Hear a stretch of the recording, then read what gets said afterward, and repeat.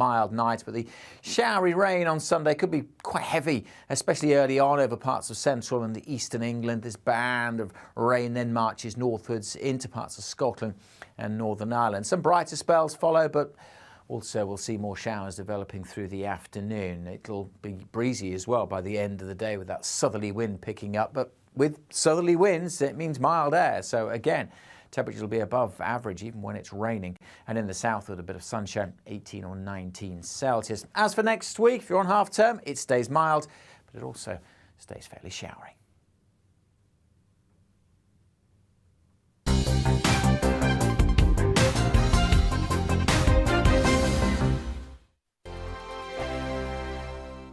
Weekday afternoons on GB News, we've got the whole of the UK covered. From 12 to 3, it's GB News Day with me, Mark Longhurst. And me, Gloria Di Piero. You'll get the very latest on everything that's been going on across our great nation. And from 3 till 6, watch out for GB News Live with me, Patrick Christys. I'm not here to mess around. With all the biggest topics and guests, you will always be up to date. GB News Day and GB News Live from 12 p.m. Only on GB News. The People's Channel, Britain's news channel. Hello there, it's Eamon Holmes here from Breakfast on GB News. We're not just on your television and your screens, you know. We're on DAB plus digital radio, so you can listen to your favourite shows on the move. If you've not yet listened to GB News Radio, it's very simple. We're on your radio player and TuneIn apps, on your smart speaker, phone or tablet, or online at gbnews.uk. Take us with you wherever you go. GB News Radio. You never have to miss a moment of the People's Channel. Join my show Farah, 7 p.m. till 8 p.m. Monday through Thursday, and there you will get opinion, analysis, debate, and I'll cover stories that nobody else dares to touch. You've been cancelled. Join the club. Oh my goodness me! And then for the last 15 minutes, talking pints. We're over a drink. We have a civilised conversation with someone. We very often disagree, but we do it in a grown-up way. Come and join me on Farah. Hello, I'm Simon Evans. Join me on GB News for Headliners at 11 p.m, where I'll be joined by two of the country's top comedians as we take a look at tomorrow's newspapers tonight. If it's a big story, we'll be covering it, I guarantee, but we'll also have some fun along the way. That's GB News Headliners at 11 p.m. We won't put you to sleep, unlike some of the other paper review shows out there. So join us, 11 p.m, 7 nights a week.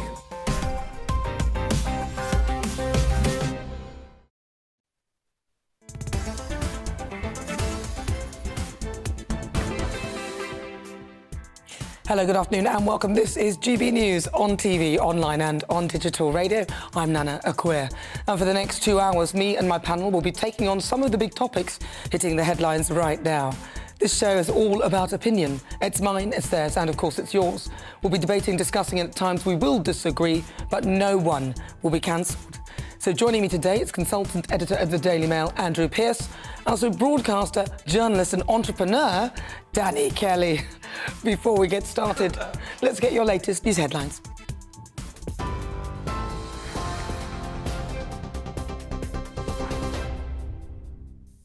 Nana, thank you, and a very good afternoon to you. Well, our top story on GB News is that Penny Mordaunt says she is now running to replace Liz Truss as the Conservative Party leader and new Prime Minister.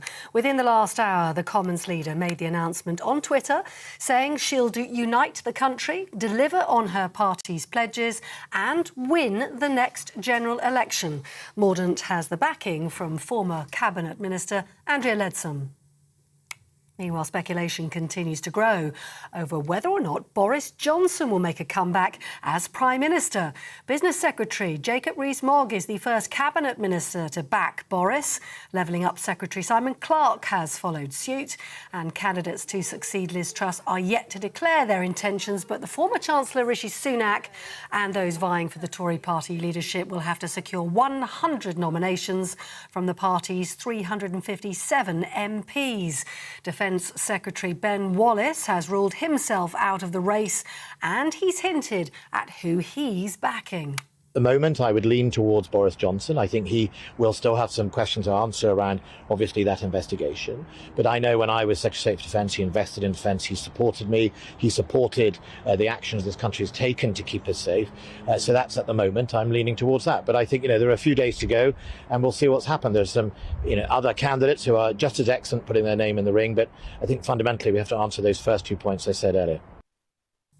Well, the Labour leader, Sir Keir Starmer, is warning against a revolving door of chaos under a Conservative government. The risk is not a general election.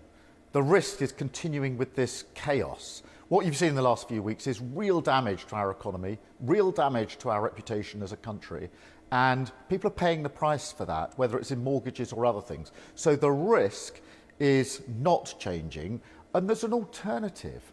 You can either have more of this chaos under the Conservatives or stability under a Labour government. Well, in Boris Johnson's constituency, there are mixed views on whether or not he should return to number 10. I think he was good. He got us through quite a lot. And then they seemed to kick him out, and we thought it was terrible. Yeah, I think he should bring back Boris because people stabbed him in the back. Undecided at the moment because he made quite a mess of it the last time. Well, I think we haven't got much of a choice. We haven't got a lot of people we can choose from. No, definitely no Bojo. Rishi Sunak, that's our favourite choice. Well, in news away from events in Westminster, human remains found in a loft at a property in Milton Keynes have been confirmed as those of Leah Croucher. The 19-year-old disappeared while walking to work in February 2019. Police started searching a house after a tip-off from a member of the public last Monday. Murder suspect Neil Maxwell, who was wanted as a sex offender, took his own life 2 months after the teenager disappeared. Now, the MP Christian Matheson has resigned from the Labour Party following allegations of serious sexual misconduct. It's after the party suspended his whip and asked him to stand down. An independent parliamentary panel had recommended he be suspended from the Commons after the Commissioner for Standards upheld 2 allegations against him by a former member of staff. The pound has been sliding against the US dollar as government debt continues to climb. The Chancellor has promised to do whatever is necessary to fix finances after borrowing rose to £20 billion last month. Jeremy Hunt says he wants to ensure taxpayers' money is well spent following a spike in debt interest due to inflation. International news, and Ukraine's energy minister says between 30 and 40% of the country's overall power infrastructure has now been damaged. That comes after US intelligence suggested Iran is training Russians in occupied Crimea and teaching them how to use their drones. Both countries deny the accusations. On Monday, the devices were launched to use an attack on the Ukrainian capital, Kiev. Ukraine claims they were deployed by Russia. In the United States, Donald Trump's former advisor is being sentenced after being convicted for contempt of Congress. Charges were filed after he refused to testify during the investigation into the Capitol Hill riots. Bannon also failed to hand over documents to the House of Representatives committee. Prosecutors are calling for a 6-month jail term and want him to pay the maximum fine. And lastly, a £1 million fundraiser leading up to Remembrance Day has been cancelled because of train strikes. The Royal British Legion says its charity event can't go ahead as planned on the 3rd of November due to industrial action by the RMT. Up to 2,000 personnel, veterans and volunteers had been lined up to sell poppies across London. That's it. You're up to date on GB News. More news as it happens. Now let's get back to Nana Akua.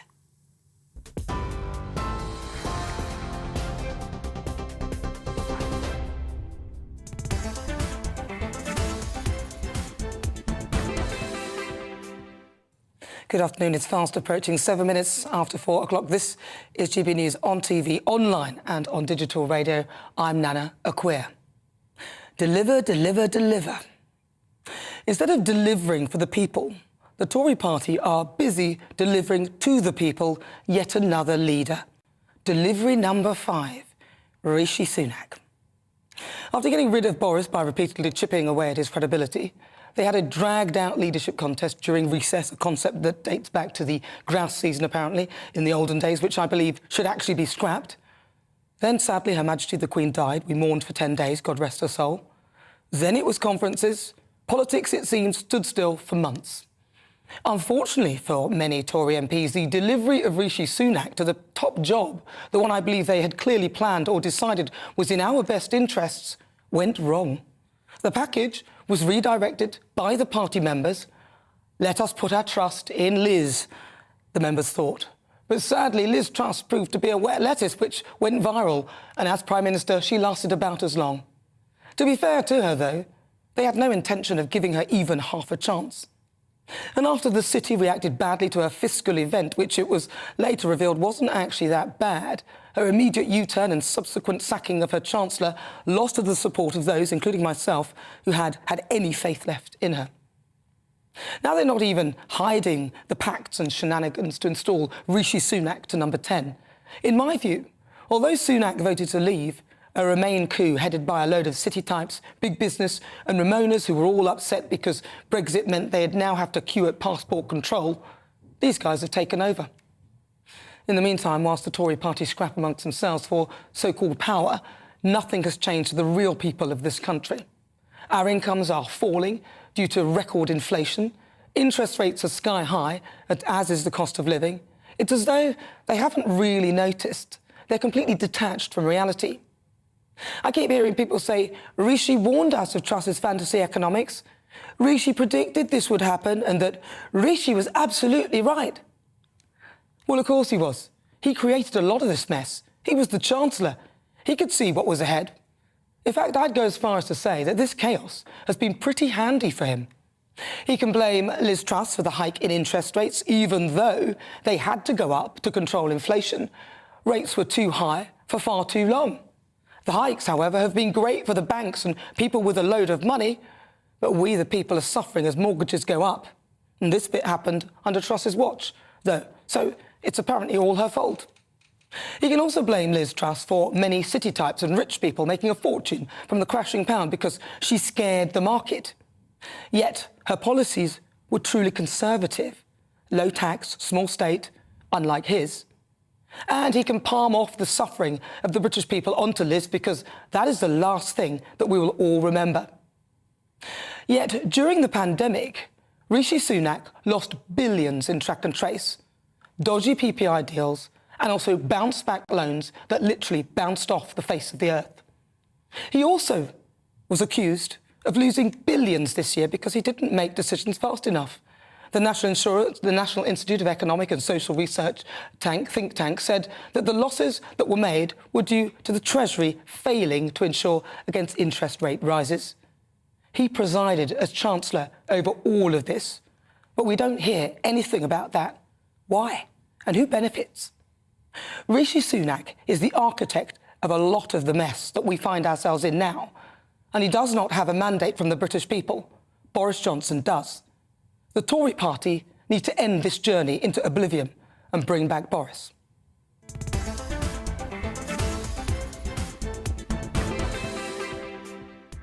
So before we get stuck into this debate, here's what else is coming up today. In the Great British Debate this hour, I'm asking, is it time to let the people decide? After what can only be called a disastrously short spell in office, poor Liz, I feel very bad for her. Liz Truss confirmed a new leadership contest will take place over the next week. But with the Tory party in disarray, can any of them be trusted? Is it time for the people to decide in a general election? At 4:50, we're going inside Ukraine to get the people's perspective on Putin's war. And, of course, Kent and Dorset councils are boosting payments made to families in this country that host Ukrainian refugees over the winter amid the cost of living crisis.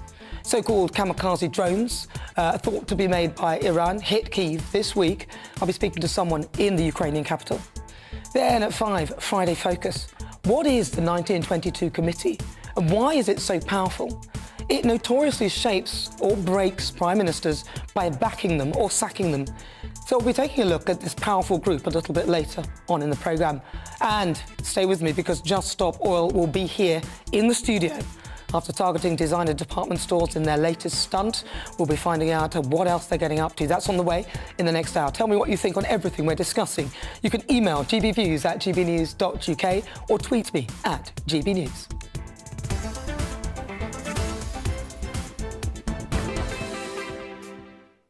So, right, let's get started. Let's welcome again to my panel consultant editor at the Daily Mail, Andrew Pearce, and also journalist and broadcaster, Danny Kelly. So, this is just a bit of a mess, isn't it, this whole situation? I mean, the way it looks now, I mean, it's embarrassing. What they've done, all of this stuff, and then we might end up where we started. Andrew, I've got to start with you. What is your view on the prospect that Boris Johnson could potentially be running for this? Well, can I just say, first of all, I think this whole shenanigans has turned the country into a laughingstock. Of course it has. The lettuce past our sell-by date has been parodied all around the world. It's just, we're one of the great economic powers, and it's been hugely embarrassing. But I am encouraged because Boris Johnson is getting some really interesting endorsements. Today, for instance, Ben Wallace, the Defence Secretary, a lot of people thought he could be the Unity candidate. He's backing Boris. Ben Houchen, the Mayor of Teesside, who won that unlikely mayoral election with over 70% of the vote. Now, he was backing Rishi last time, and he's also got the Levelling Up Secretary, Simon Clarke, who was backing Truss. So I think Boris is making real gains. And the great argument you can say in favour of Boris, apart from the fact he's a tried and tested winner, look, we know he's screwed up on various things. If he comes back into number 10, don't tell any more fibs and lies. No more chaos in number 10. Have a proper strong team.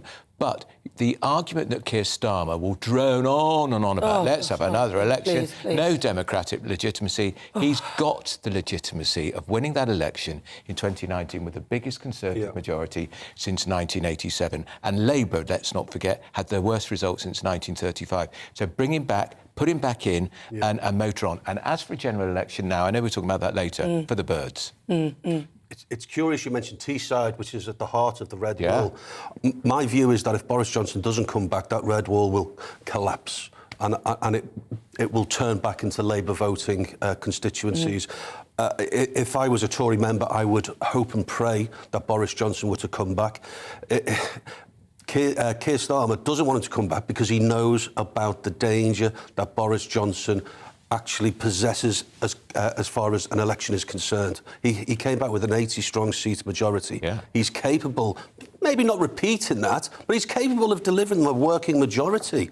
And also, on the streets, Keir Starmer's bothered about probity, moral integrity. OK, if you ask the average, I'm not going to generalise and say all Conservative voters, his opponents despise him, Boris Johnson this is, no matter what he does. They never give him credit for anything. But my view is that if you ask the average Conservative voter, generally speaking, the majority of them, just like Andrew said, would say, now look, we give people second chances in this country. I went to Timpson's to get a key cut the other day, and I was served by an ex-con because Timpson's employ. They proactively employ people who've been to prison. Now, why can't we give our Prime Minister, in waiting maybe, why can't we give him another chance? Well, you see, that's the thing. And using that analogy, if you look at Chris Pincher, who got in trouble, apparently had some situation with some sort of thing before, he was given a second chance to be, Boris allowed him a second chance. He messed up again, right?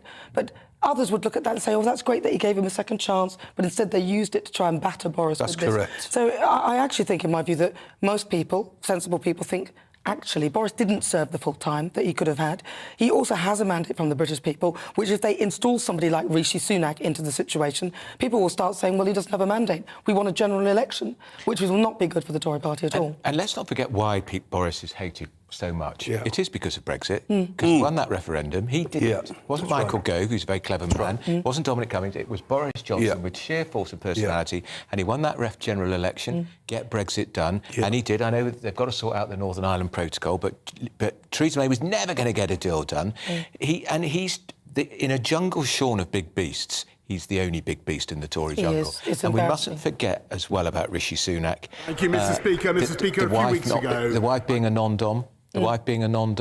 That's going to play very badly on the doorsteps. Well, also, Rishi did get a ticket as well. I mean, like, if they're going to say, oh, we can't have Boris in because he's broken the law, well, then so did Rishi. So where do we go with that? Boris Johnson, if I may say, 3 of his manifesto pledges. One was to get fast broadband around rural areas. He completed that. One was to get 20,000 coppers. When he left, he got 14,000. Yeah. But that, he's still got another, term until January 2025 to achieve it. He's also got tens of thousands more nurses and GP appointments. He said that he wanted GP appointments more readily available. Now, combine COVID with all of this. He's managed to achieve a lot, He has I done think. a lot, but to be fair, with Rishi Sunak, though, his wife did say that she will pay all the tax. Yeah, but she should have paid it in the first place. Well, Why did the Chancellor of the Exchequer, who's increasing people's national insurance at the time, one good thing that trusted was cancel that, think if I'm increasing national insurance for people on middle-income earnings, my wife, who's the daughter of a billionaire and is worth 720 million, should be paying tax in Great Britain. If he didn't get that, he's not fit to be Prime Minister. Well, there was also that issue that a level of it was not declared. The interest that he had, so that she has a 1% share in Infosys. Yeah. And that apparently wasn't declared in the Minister's interest, but they said it was OK that he hadn't declared it. But actually, on principle, I think it should have been. And if that had been Boris... Oh, they got him for that. Yeah. The house would have been brought down around his head. And the other thing is that Infosys company apparently is £500 million worth of public sector contracts have been issued to that company. Yeah. So that's a lot of money, and that is his wife. Although it is her share in that company, they are linked. You know, if it was a benefit situation, I was married to someone, they'd say, no, you can't have benefits because you're married. You can't detach those two things. The other thing, Nana, it was never properly explained to any of us why, until a year before, a year after he'd been Chancellor, he still had a green card in the United States. Was he hedging his bets? Oh, if I don't become Prime Minister, I'll move my family to the United States, where, by the way, I've got a very beautiful home. Good luck to him. I'm not resenting the fact he's got 4 very beautiful homes. Maybe I'm a little bit envious. But he's got 4 beautiful homes. But it was a very odd thing that a Chancellor of the Exchequer had a green card where he could just set up home in the United States. And do we know where he was paying his taxes? What's going to be so interesting is how many Conservative MPs who put the dagger into him are now going to do a U-turn because they're thinking about their next term as an MP. Because without Boris Johnson, they're on borrowed time, potentially. Without Boris, they haven't... In my view, they need to focus on what the constituents think and not what this Westminster bubble thinks about moral probity. Yes, it's important, but it isn't everything. Doing the job right is more important. And if you go into the Commons Day, it's deserted because it's backbench day, but there's none there. They're all in their constituencies now. They'll be doing their surgeries. They'll be talking to their own constituency association members. They'll be panicking. But we'll know on Monday a lot more. I think Boris would be on that ballot paper for the last Well, I really hope so. But if you've just joined us, welcome on board. This is GB News. I'm Nana Akua. We're live on TV, online and on digital radio. Don't forget as well, you can download the GB News app and watch all the shows live or pre-recorded, or have a look at everything that we've got to offer on the channel. Now, after the break, it is, of course, time for the Great British Debate this hour. I'm asking, is it time to let the people decide? Just 44 days in office and Liz Truss is out. And in the last hour, Penny Mordaunt confirmed that she's officially running for leadership of the party. And then there'll be, well, will there be Boris or won't he? We'll find out. So what do you think? Who will be our next Prime Minister, the 3rd, this year? Send me your thoughts. Email gbviews@gbnews.uk. Tell me what you think on everything we're discussing. Tweet me at GBNews. I've got a poll up right now asking that question. Is it time to let the people decide? Cast your vote, but first, it's the weather.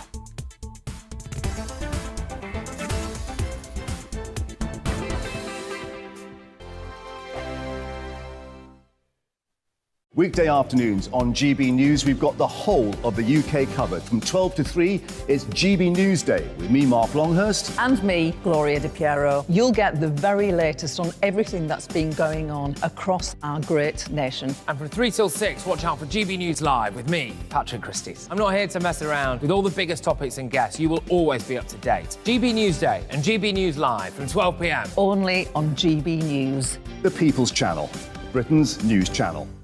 Hello there, it's Eamon Holmes here from Breakfast on GB News. We're not just on your television and your screens, you know. We're on DAB plus digital radio, so you can listen to your favourite shows on the move. If you've not yet listened to GB News Radio, it's very simple. We're on your radio player and TuneIn apps, on your smart speaker, phone or tablet, or online at gbnews.uk. Take us with you wherever you go. GB News Radio. You never have to miss a moment of the People's Channel. Join my show, Farah, 7 p.m. till 8 p.m, Monday through Thursday. And there you will get opinion, analysis, debate, and I'll cover stories that nobody else dares to touch.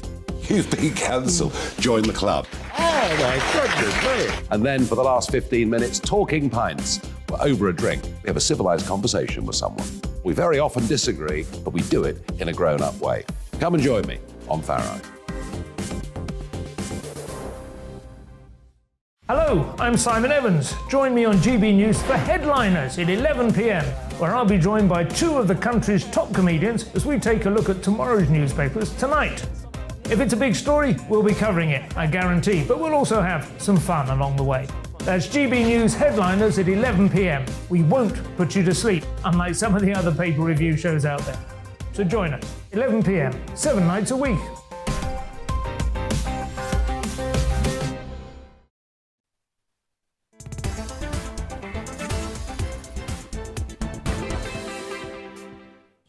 Hello, good afternoon. If you just joined me, where have you been? This is GB News. I'm Nana Akua. We're live on TV, online and on digital radio. Keep your thoughts coming in as regards to Boris Johnson. I know I did a monologue earlier, so I'm wondering where those messages are. Keep them coming. It's time for our Great British Debate this hour, and I'm asking, is it time to let the people decide? Now, Liz Truss resigned as the Prime Minister after being in office for only 44 days, becoming Britain's shortest ever serving Prime Minister. After what can be called a disastrously short spell, I mean, it was disaster, wasn't it? Truss confirmed a new leadership contest will take place over the next week, with the winner being announced next Friday or even by Monday if one of the final two candidates drops out.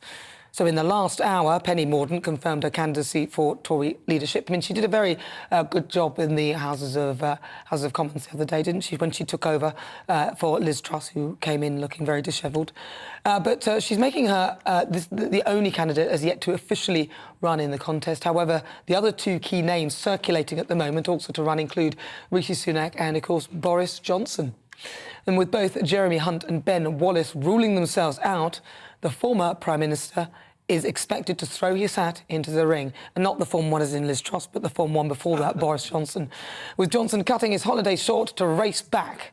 Now, critics claim that this has become farcical. Well, it has, hasn't it, really? I mean, they've blamed the Tory party for the mess the country is currently in, which, to be fair, if the shoe fits, wear it. They seem to be unable to choose a leader that can steer this country into the right direction. So, for the Great British Debate this hour, I'm asking, is it time to take that out of their hands and let the people decide? I'm joined now by Labour MP for Birmingham, Perry Barr, Khalid Mahmood, sorry there. Mahmood, yeah, that's fine. Thank you very much. You can correct me, Khalid. What do you think, Khalid? How do you think this is sort of playing out in your view to the rest of the world or people watching this now? Well, essentially, the people are totally fed up.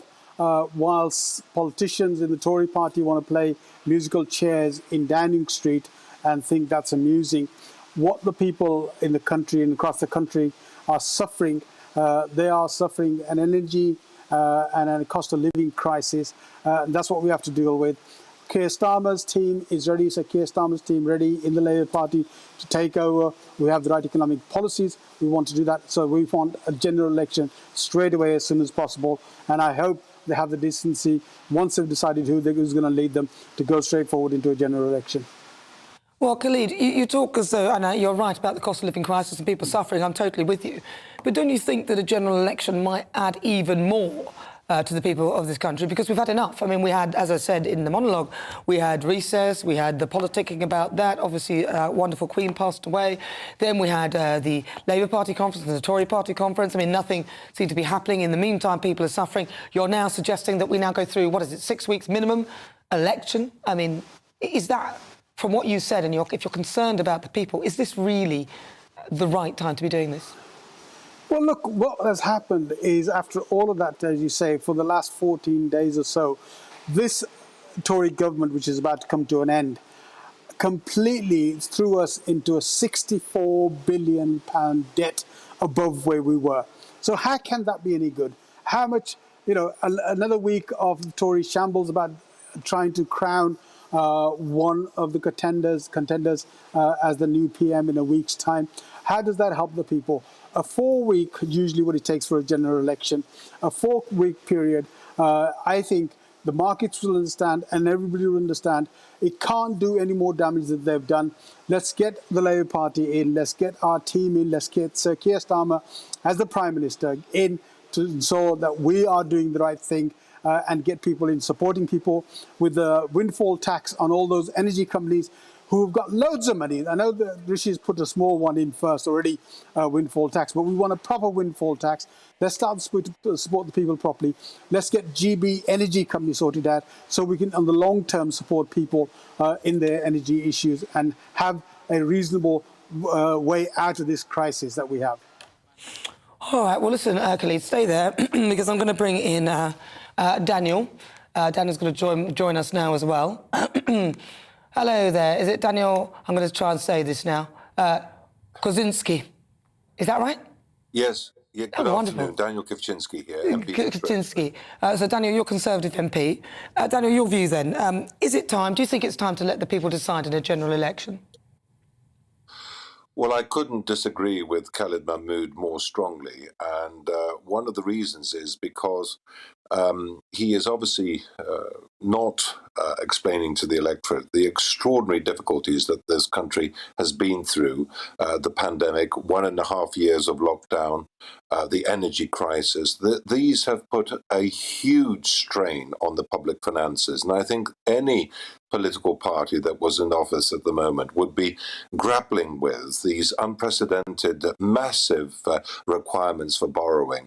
I agree with you. I think Liz Truss showed extraordinary courage and vision in understanding that this country has been running a bankrupt model for the last 30 years, borrowing every year unprecedented amounts of money to paper over the cracks. And she is the first Prime Minister who's had the courage really to say we need to radically change the taxation system in order to incentivize businesses and entrepreneurs, because we operate in a highly globally competitive world where companies move their operations to jurisdictions with much lower taxation than us. The other thing to point out is that I think if the Labour Party had come up with a credible economic plan to grow the economy and to do something radically different to this government, then the appetite amongst the media would be huge. They would demand a general election after what we've been through. But I don't think I've seen much of the media demanding an election, simply because they know and they realize, and every time they interview Labour politicians, they do not hear a single economic alternative to what currently is happening. Well, I mean, Khalid did point out GB Energy. Let's bring Khalid back in, actually, and then he can sort of explain some of their policies. Khalid, thank you very much for coming back to us. So Daniel's pointed out that there's not really much in terms of an economic policy, and if you actually had one that was credible, people would literally jump towards you. So what is the sort of general gist of the Labour Party's economic policy? Well, look, first of all, we all went through the pandemic and we all realised the situation with that. The point that I'm making, despite going through all of that, the crash that has been caused in the last 2 weeks by Liz Truss and our Chancellor has had a huge effect on the sterling, on the gilts, on our economy. That has been caused by the Conservative Party. And that is what the problem, additionally to what it was. We have said for a long time, we've got the plans. The current Chancellor has taken our plans forward. He believes we have an active policy. There have been, if you look at the press today and yesterday, there are people now calling for a general election. Well, can I get Daniel to respond? Can I get Daniel to respond? For that election as well. Can I get Daniel to respond? Because you said that it's Liz Truss's fault that the thing crashed. Actually hasn't managed to outline a single economic plan which he or the Labour Party can put forward. When Mr. Blair was in office, when the previous Labour administration was in office, in the good times, they borrowed 50 billion a year. They put all the hospitals on PFI contracts, which you will be paying for and your children will be paying for generations to come. The vilification that they put us under when we came into office in 2010. We had the temerity to reduce the annual deficit every single year for 9 years in a row, so that in 2019, the year before the pandemic, this country came the closest it has done in 30 years to running a balanced budget. The vilification, rewind the clock and listen to the vilification from Labour. How dare you implement this program of austerity? Can you imagine the situation we would be in today if we had listened to Labour from 2010 to 2019 and had not made those cuts? This country would be bankrupt. And today, day when we are grappling with an unprecedented economic situation, energy costs and all the rest of it, facing a national crisis, the Labour parties, rather than getting behind us, are still continuing to sow division and tension at a time of national crisis. I think is highly irresponsible, and I think the British people will see through them, and the fact that Mr. Mahmood, even now, given the opportunity, cannot name a single economic policy Well, that let's give him Labour a chance to do intends that. to implement to grow Let's the give him economy. time to do that. Khalid, you said you can't name a policy. I mean, obviously, Daniel's not been listening to his own chancellor, the policies he's taken. I'm asking about your economic policies, Khalid. You've been asked to name one economic policy. Let me just ask you a question, please, Daniel. Let me just. No, Khalid, could you answer this question? Rather than just debating about cutting up the ever-shrinking. Daniel, could you give him time to answer this? Let's get him to give us a policy, an economic policy. What we said, particularly in terms of the windfall tax, that needs to be properly thought out and properly delivered, which they refused to do that in first instance. The free-for-all tax that they had, which now the current chancellor has taken back, people earning over £150,000, that has now come back in. That was our policy they brought back in. They brought back in a huge number of policies that we're talking about in relation to the cost of living. They're starting to catch up, but they're not getting there quite because they won't make the tax promises that they need to do against all those sort of shareholders and all those big energy companies who need to have those taxes. That's what we want to do. I just see on my phone it's coming through now. Another email that's come through to me. Okay, listen, I haven't got time for the other email. But thank you very much. We're running out of time. We've got to head to the news, Khalid. But thank you very much for answering that for us. Thank you very much. That's Khalid Mahmood, MP, and also Daniel Kozinski, Conservative MP there. Thank you very much for joining me both. Well, you heard all of that. So what's your thoughts on it? Get in touch, gbnews@gbnews.uk, or tweet me at GBNews. I'm Nana Akua. This is GB News. We're live on TV, online, and on digital radio. Still to come, we'll continue the Great British Debate this hour, and I'm asking, is it time to let the people decide? You'll hear the thoughts of my panel, consultant editor of the Daily Mail, Andrew Pearce, and also broadcaster and journalist Danny Kelly. Then stay with me, because at 5, Friday Focus, the notorious 1922 committee have ousted Conservative leaders in ruthless fashions across the decades, with former Prime Minister Baroness Thatcher describing them as the men in grey suits. But just how powerful are they, and what exactly are they? All of that on the way. Don't forget, Just Up Royal will be in the studio too. But first, let's get your latest news headlines with Polly Middlehurst.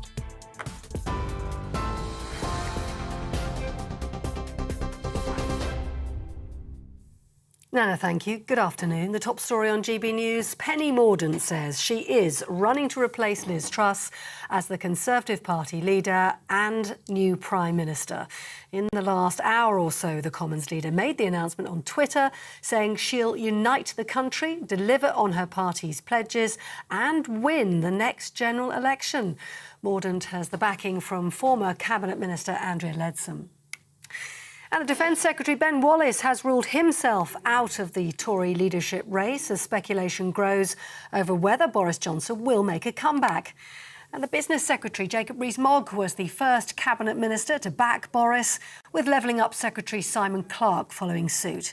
Those vying for the Tory party leadership will have to secure 100 nominations from the party's 357 MPs.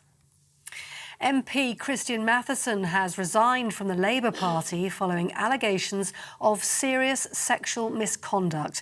That comes after the party suspended his whip and asked him to stand down. An independent parliamentary panel had recommended he be suspended from the Commons after the Commissioner for Standards upheld 2 allegations against him made by a former member of staff.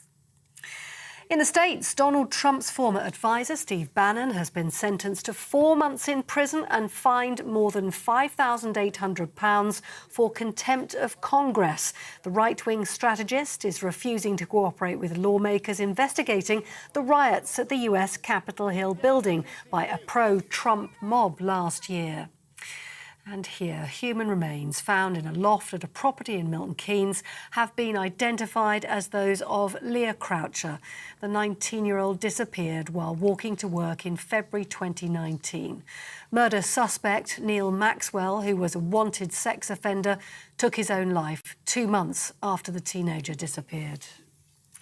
Those are your latest news headlines on TV, online and on DAB+ radio. You're with GB News, the People's Channel, where it's time to go back to Nana Akua after this break.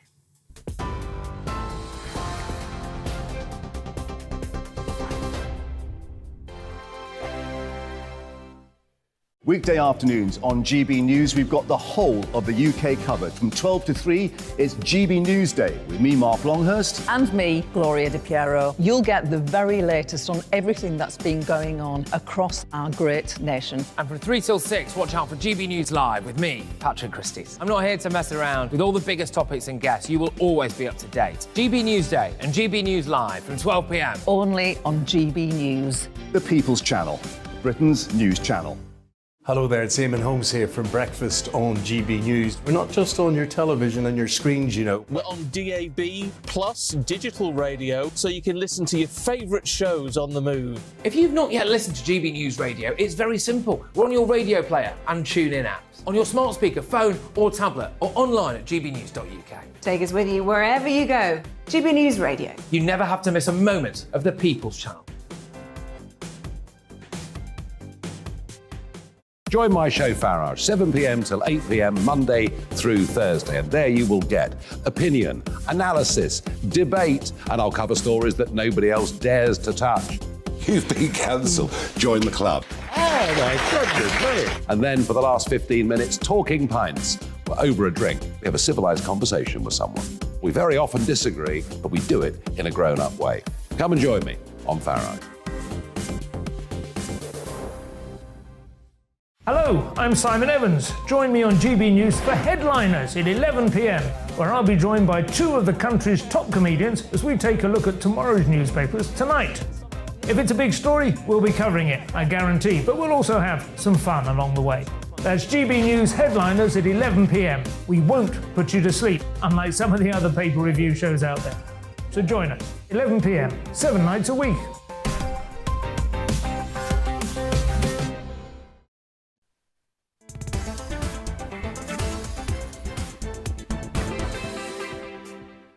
It's fast approaching 40 minutes after 4 o'clock. This is GB News on TV, online and on digital radio. We are the People's Channel. I'm Nana Akua.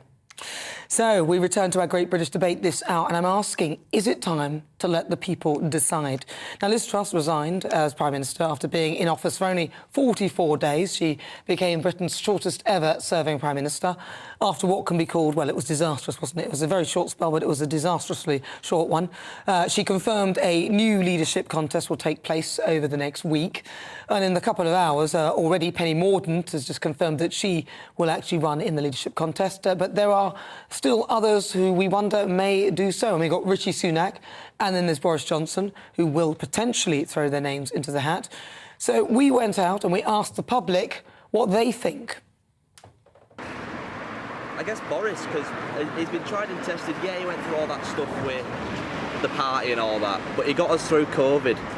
And he won't be remembered for getting us through COVID. He'll just be remembered for the bloke that had the party. Penny Mordaunt, yeah.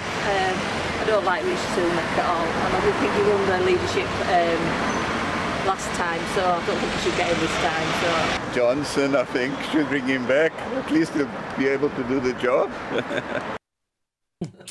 So you see, so for the Great British Debate this hour, I'm asking, is it time to let the people decide? Let's see what my panel make of that. I'm joined by consultant editor of the Daily Mail, Andrew Pearce, and also broadcaster and journalist, Danny Kelly. So do you think it is time to let the people decide? I'll start with you. General election. This is the People's Channel. The third Vox Pop, Voxus Popus, Latin for voice of the people, was, I would suggest, a Bavarian guy, a German guy. And even he's a fan of Boris Johnson. That definitely wasn't a northern accent.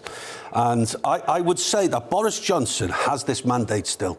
And if it was anybody else except Boris Johnson, I think the legitimacy of the argument of Khalid Mahmood, who is a fabulous constituency MP in Perry Bar. I've interviewed loads of times when I was at the BBC in Birmingham. He's a smashing bloke, but I think he's been opportunistic, and I understand why, because he's on the opposition. So opportunistically, he's going to say it's time for an election. I disagree with him about that, but I have more sympathy for his argument if, for example, Penny Mordaunt or Rishi Sunak is elected as the next Prime Minister. But even if they are, I would still say, well, actually, we have a 5-year fixed-term Parliament. And, OK, there's been a lot of disturbance, but we are still not breaking the rules. So I can see Khalid's point. He's opportunistic, and I understand why. Well, we're not the United States here, or France. We don't vote for a president. We vote for a political party. So the Conservative Party won the general election. Now, you could say, OK, Boris was hugely popular and that powered a lot of the votes. But we elected a Conservative government and it's still got 2 years to run. So let's keep the government in power. We're going to get a new Prime Minister. Hopefully, we couldn't have... I mean, much as I like Liz Truss, she was a disaster from beginning to end. U-turns all over the place. And when she appointed Grant Shapps as Home Secretary, oh, my God, that was really the final straw for me because the wrong wing of the party's got no interest in home affairs. She was just trying to shore up her position. So we stick... I mean, I'm hoping Boris wins, but we don't want a generation... Because I think you made the point earlier. 6 weeks it will last. Nothing will be done. Government will stop. There'll be paralysis again. The markets will be having a fit yet again. The pound will be falling. The gilts will be up or will they be down? I don't really understand the gilts market, Danny. I don't know if you do. No, I don't. Up or down, and the yields will be up or down, but we want them down. And I think it will be the worst possible time to have a general election. The Tories have got it right this time. This leadership election is over in a week. But virtually in a blink, it's done, and we're going to get a new Prime Minister. This time next week, we'll know who it is, and it will be Boris, I hope, or Sunak, who at least know what they're doing. We can't have Penny Mordaunt because she's not experienced enough, but let's see. But not now for a general election. And having heard Khalid Mahmood, clueless. I'm sorry, he's a nice bloke, but he was clueless. He couldn't give you an economic policy. Does he support still the 1p cut in income tax, which Truss's budget proposed, which Jeremy Hunt cancelled? Labour agreed with that initially. Do they still, or are they opportunistic going to say no longer support it? The only things they opposed in that whole financial package was the cut in the top rate of tax and the cancelling the rise in corporation tax. Well, they've gone. So that's right. The main thrust of his point was the fact that Liz Truss made this terrible decision. Which crashed the economy. Yes, but then they've rode back. They've completely reversed. They've done a massive U-turn, and that was a fortnight later. So his main point about why we should change government has actually been removed from the whole debate. But the damage has been done to a certain extent, which is right. And unfortunately, because of the market reaction, because they didn't get... They should have explained with those big tax cuts how they were going to be paid for. That's why the market took fright. Those interest rates were going up anyway, Nana, but now... The Tories will have to own them because people will think it's all because of that flipping budget, that mini budget. That's the tragedy of all of this. Those interest rates were going up anyway, but the Tories will now get blamed for it. Well, I mean, that's what they use to control inflation a lot of the time, so that's what Rishi would have done anyway. But the thing is, he's sort of got out of it, got out of owning the situation that we find ourselves in by Liz Truss being in there. She's now blamed for it. Rishi then can be installed as the next candidate, and people will forget that he had his hand in all of this to put us in the situation in the first place. I don't think he can be... He's the reason we can't be the leader. The highest tax burden in this country since 1950. We're paying more tax now than we were when we were rebuilding post-war Britain. The furlough scheme.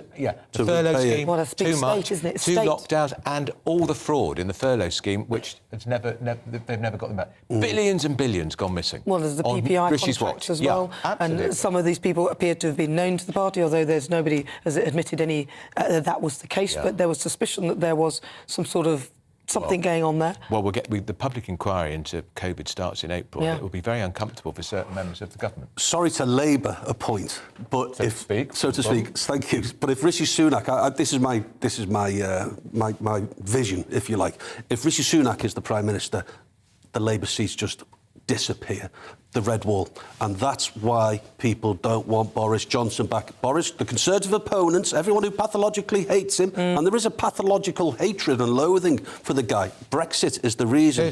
I do believe people cannot get over him delivering the will of the people. If Rishi Sunak is the Prime Minister, Conservatives ain't going to be in power. Or if they are, it'll be maybe a coalition, a strong coalition. And Rishi was in favour of Brexit. I defy you to find the major rally where he spoke in favour of Brexit. He says he did. He said, and he spoke in favour in his constituency, but as a prominent politician, he was a fairly new MP, but he was not a major player in Brexit, and I think he was being opportunistic.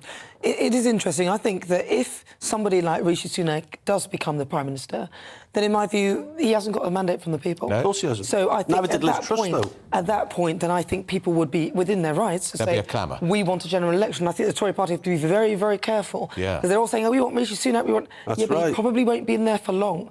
And I think, in my view, if that happens, then I think that there should be a general election, even though I don't really want one. Yeah. I'd like to see the Conservative Party in Nana, there, but he hasn't got a mandate. I don't know what he's going to That legitimises the call for a general election Exactly. if Rishi Sunak is the Prime Minister. But they can't see that. And I have complete sympathy for those who actually hold that view.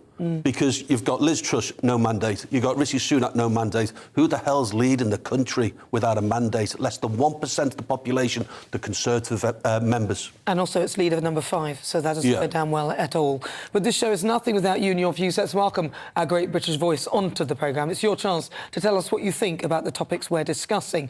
Right, where should we head to? Should we go to, is it Red Wall area, Grimsby? That's kind of Red Wallish, isn't it? It is, isn't it? Let's have a chat with Alan McNeely. Alan McNeely, welcome to the show. Good to see you, Al. Al, so talk to me. What do you think? Is it time to let us, the people, decide? Have we had enough? In terms of the question, it's not time for a general election. I mean, what people fail to realise is that not only do Labour not have any policies, but the one policy that they have announced is net zero by 2030.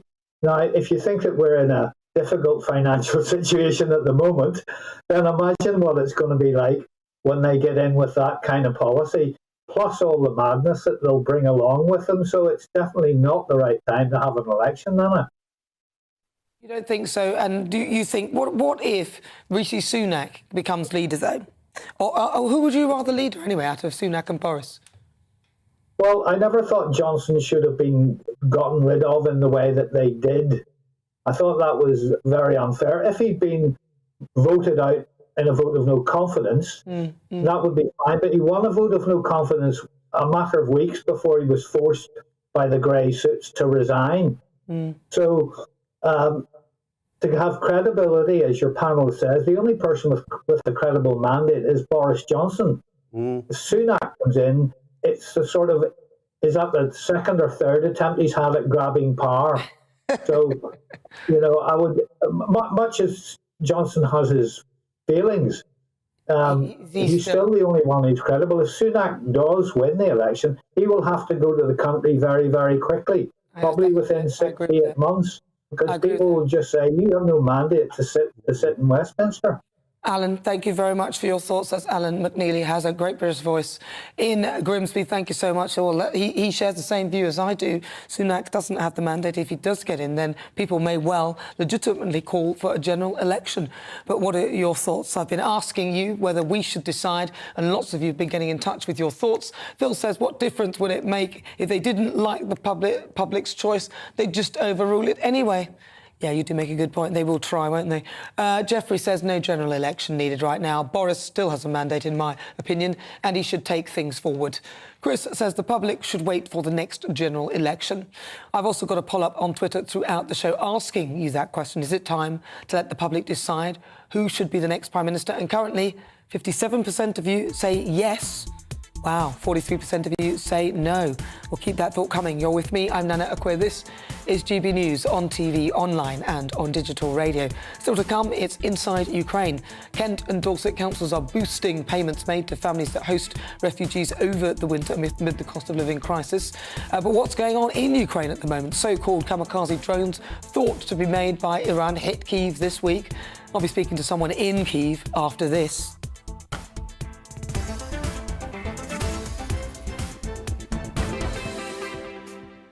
Weekday afternoons on GB News, we've got the whole of the UK covered. From 12 to 3, it's GB News Day with me, Mark Longhurst. And me, Gloria Di Piero. You'll get the very latest on everything that's been going on across our great nation. And from 3 till 6, watch out for GB News Live with me, Patrick Christys. I'm not here to mess around with all the biggest topics and guests. You will always be up to date. GB News Day and GB News Live from 12 p.m. Only on GB News. The People's Channel, Britain's news channel. Hello there, it's Eamon Holmes here from Breakfast on GB News. We're not just on your television and your screens, you know. We're on DAB plus digital radio, so you can listen to your favourite shows on the move. If you've not yet listened to GB News Radio, it's very simple. We're on your radio player and TuneIn apps, on your smart speaker, phone or tablet, or online at gbnews.uk. Take us with you wherever you go. GB News Radio. You never have to miss a moment of the People's Channel. Join my show, Farah, 7 p.m. till 8 p.m. Monday through Thursday. And there you will get opinion, analysis, debate, and I'll cover stories that nobody else dares to touch. You've been cancelled. Join the club. Oh, my goodness me. And then for the last 15 minutes, talking pints. We're over a drink. We have a civilised conversation with someone. We very often disagree, but we do it in a grown-up way. Come and join me on Farah. Hello, I'm Simon Evans. Join me on GB News for Headliners at 11 p.m, where I'll be joined by two of the country's top comedians as we take a look at tomorrow's newspapers tonight. If it's a big story, we'll be covering it, I guarantee, but we'll also have some fun along the way. That's GB News Headliners at 11 p.m. We won't put you to sleep, unlike some of the other paper review shows out there. So join us, 11 p.m, 7 nights a week.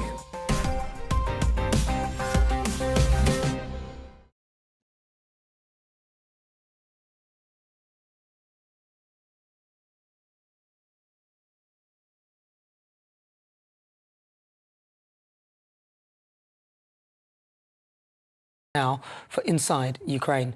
Now, Kent County Council and Dorset councils are boosting payments made to families that host refugees over the winter. Now, this is to help with the pressure of housing people from Ukraine during the cost of living crisis.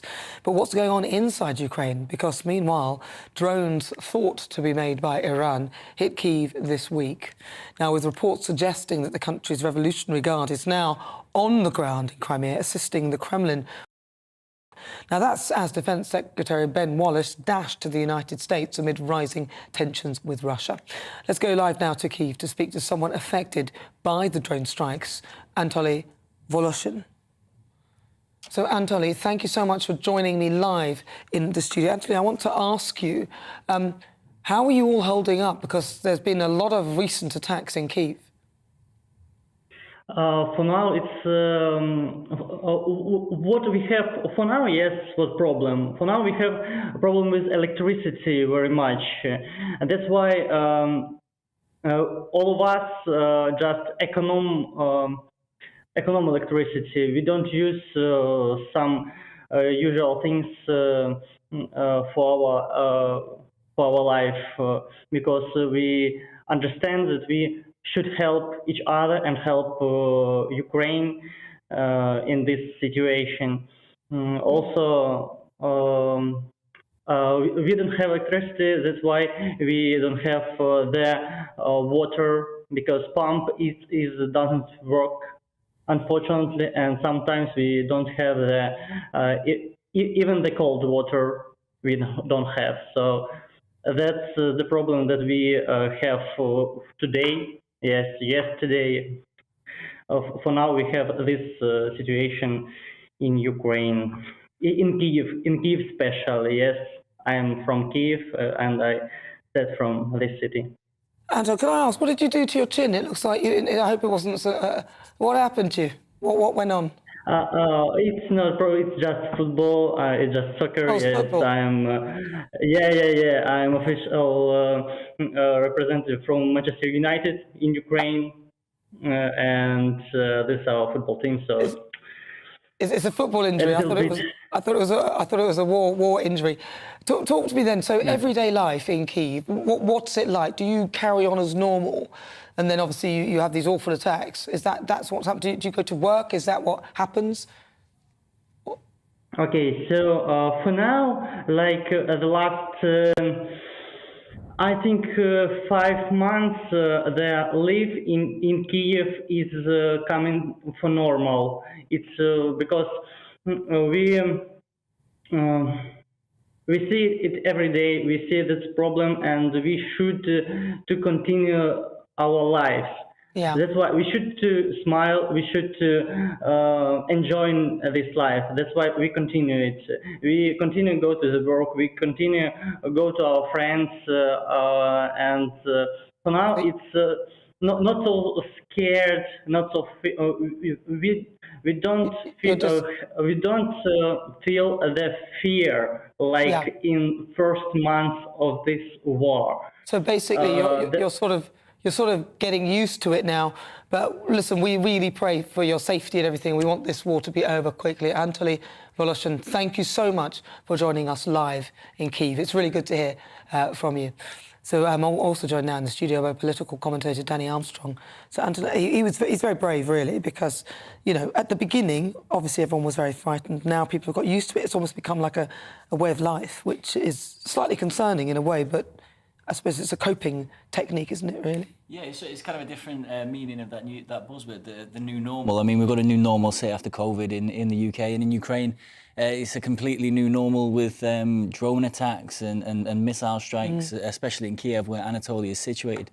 These Iranian drones that have been supplied. Are they to definitely Russia. The Iranian drones? Yeah, of course. Yeah. That's without question. These Iranian drones that have been supplied to Russia. What they are, basically, they're very lightweight, very disposable, cost around about $20,000 per drone. They have the effect of, basically, if you put a grenade on a remote-controlled car and drive it up to your enemy, it's basically that, but airborne.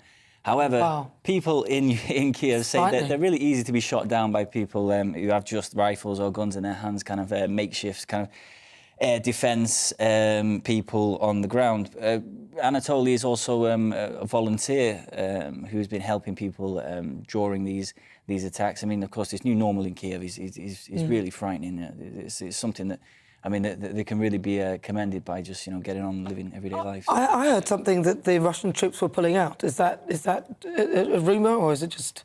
Pulling out of where exactly? Pulling out from parts of Ukraine. Well, there's been the talk of an escalation, or sort of it has been mooted. That is kind of been fueled by the fact that martial law has been declared by Putin in the 4 regions that have been annexed illegally by Russia. That was in response to a bit of a battering on the battlefield. And of course, the annexation of the 4 regions was in response to a few bad days on the battlefield as well. So people are pretty worried about another escalation, which could mean a kind of nuclear war. But I've always said the threat of nuclear war benefits Russia more than nuclear war. So we kind of should rest assured that that is the fact at the moment. As far as being pulled out of anywhere, I wouldn't think so. I think just before winter comes now, in winter in that part of the world, I can speak from my own experience. It's very harsh and very unforgiving. Very difficult. It'd be very hard to get operations done on the ground. Because they've bombed a few power stations and electricity. So we should see maybe a push from both sides just before winter. And what about Ben Wallace heading to the US? Is that significant in any way? Does that relate to Ukraine or Russia? Ben Wallace going to Washington, it was all very clandestine, it was all very hushed up, especially even Washington's responses to reporters' questions. They kind of fobbed it off, really. It's really just a normal meeting in what is kind of abnormal circumstances at the moment, an abnormal situation with Russia and Ukraine. They said some things you really don't want to say over the phone. So I think it's just basically just keeping tabs and keeping the US and the UK close to each other during what is, really unprecedented time with Russia. Danny Armstrong, thank you very much for talking to us. That's Danny Armstrong. He's a political commentator. This is GB News. We're live on TV, online and on digital radio. More to come in the next hour.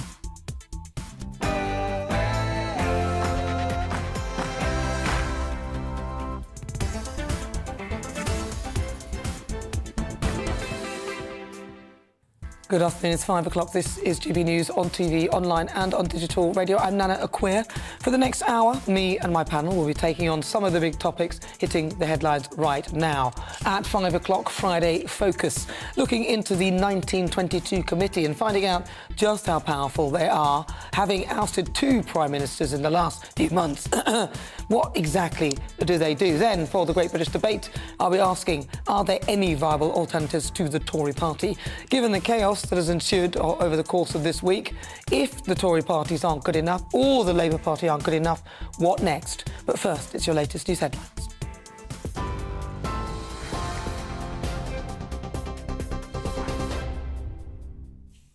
Nana, thank you. Good evening to you. The top story on GB News, Penny Mordaunt says she's running to replace Liz Truss as the Conservative Party leader and new Prime Minister. The Commons leader made the announcement on Twitter a short time ago, saying she's going to unite the country, deliver on her party's pledges and win the next general election. Penny Mordaunt has the backing from former Cabinet Minister Andrea Leadsom. And Defence Secretary Ben Wallace has ruled himself out of the Tory leadership race. As speculation grows over whether Boris Johnson will make a comeback. Business Secretary Jacob Rees-Mogg is the first Cabinet Minister to back Boris. Levelling Up Secretary Simon Clarke has followed suit. But any of those vying for the Tory leadership will have to secure 100 nominations from the party's 357 MPs. Defence Secretary Ben Wallace has ruled himself out, as we said. He's hinted, though, at who he's backing. At the moment, I would lean towards Boris Johnson. I think he will still have some questions to answer around, obviously, that investigation. But I know when I was Secretary of Defence, he invested in defence, he supported me, he supported the actions this country has taken to keep us safe. So that's at the moment, I'm leaning towards that. But I think, there are a few days to go and we'll see what's happened. There's some, other candidates who are just as excellent putting their name in the ring. But I think fundamentally we have to answer those first 2 points I said earlier. Well, the Labour leader, Sir Keir Starmer, is warning against a revolving door of chaos under the Conservative government. The risk is not a general election. The risk is continuing with this chaos. What you've seen in the last few weeks is real damage to our economy, real damage to our reputation as a country, and people are paying the price for that, whether it's in mortgages or other things. So the risk is not changing, and there's an alternative. You can either have more of this chaos under the Conservatives or stability under a Labour government. Well, in Boris Johnson's constituency, there are mixed views on whether or not he should return to number 10. I think he was good. He got us through quite a lot. And then they seemed to kick him out, and we thought it was terrible. Yeah, I think he should bring back Boris because people stabbed him in the back. Undecided at the moment because he made quite a mess of it the last time. Well, I think we haven't got much of a choice. We haven't got a lot of people we can choose from. No, definitely no Bojo. Rishi Sunak, that's our favourite choice. MP Christian Matheson has resigned from the Labour Party following allegations of serious sexual misconduct. It's after the party suspended his whip and asked him to stand down. An independent parliamentary panel had recommended he be suspended from the Commons after the Commissioner for Standards upheld 2 allegations against him by a former member of staff. In news away from politics, human remains have been found in a loft at a property in Milton Keynes and been identified as those of Leah Croucher. The 19-year-old disappeared while walking to work in February 2019. Police began searching a house after a tip-off from the member of the public last Monday. Murder suspect Neil Maxwell, who was a wanted sex offender, took his own life 2 months after the teenager disappeared. The pound has been sliding against the US dollar as government debt continues to rise.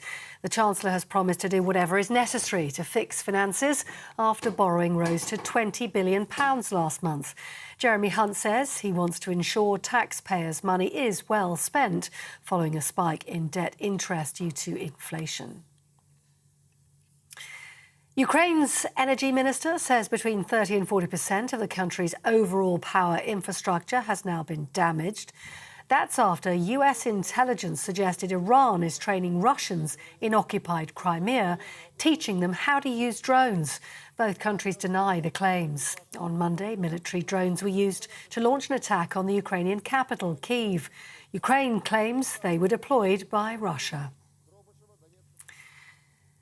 In the United States, Donald Trump's former advisor Steve Bannon has been sentenced to 4 months in prison and fined more than £5,800 for contempt of Congress. A right-wing strategist is refusing to cooperate with lawmakers investigating the riots at the US Capitol building by a pro-Trump mob last year. And here, a £1 million fundraiser leading up to Remembrance Day has had to be cancelled because of train strikes. The Royal British Legion says the charity event won't now go ahead as planned on the 3rd of November due to industrial action by the RMT union. Up to 2,000 personnel, veterans and volunteers had been lined up to help sell poppies right across London. That's your latest news. You're up to date on GB News. More news as it happens. Now let's get back to Nana Akua.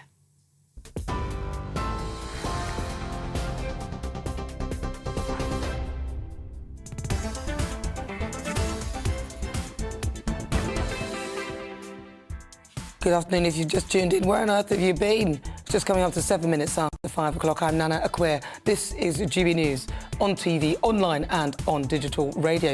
And for the next hour, me and my panel will be taking on some of the big topics that are hitting the headlines right now. This show is all about opinion. It's mine, it's theirs, and of course it's yours. We'll be debating, discussing, and at times we will disagree, but no one will be cancelled. So joining me today is consultant editor at the Daily Mail, Andrew Pearce, and also broadcaster and journalist Danny Kelly. Still to come, each Friday at 5, I put the spotlight on a particular guest or a subject matter in Friday Focus. And this week, it's the time for the Conservative Backbench Committee, the 1922 Committee. Now, it's ruthless, apparently, with former Prime Minister Baroness Margaret Thatcher describing the committee members as the men in grey suits. But just how powerful are they? For the Great British Debate this hour, I'm asking, are there any viable alternatives? The Tory party's in chaos. A general election could be on the cards. This time next week, we could know who our next Prime Minister is. I mean, it's the 5th one we've had. But what would the opposition parties do to get us out of this financial crisis? We've got a mortgage crisis, we've got a political crisis. In fact, just the crisis, it's just a crisis all over. Labour MP Barry Gardiner and Reform UK's Richard Tice will go head-to-head and tell us what their parties would do. Meanwhile, Just Stop Oil will be in the studio after targeting designer department stores in their latest stunt. What do you think they're going to be up to next? I want to hear the thoughts from you. Email gbviews@gbnews.uk or tweet me at gbnews.